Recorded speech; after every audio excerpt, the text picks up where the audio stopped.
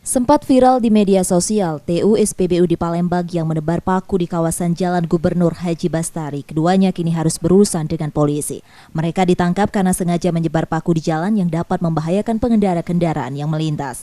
Pada polisi, oknum satpam mengaku melakukan hal tersebut karena marah pada sopir truk yang kerap parkir sembarangan di depan SPBU hingga mengganggu aktivitas konsumen yang akan melakukan pengisian bahan bakar.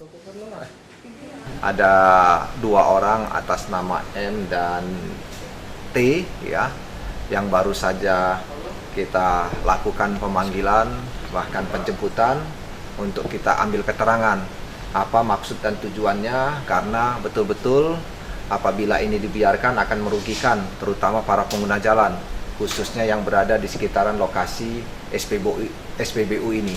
Motifnya karena kesal dan lokasi ini dijadikan tempat mangkal kendaraan truk dan lain sebagainya. Tetapi ini tidak boleh terjadi lagi dan prosesnya nanti akan kita serahkan kepada Polres Banyuasin.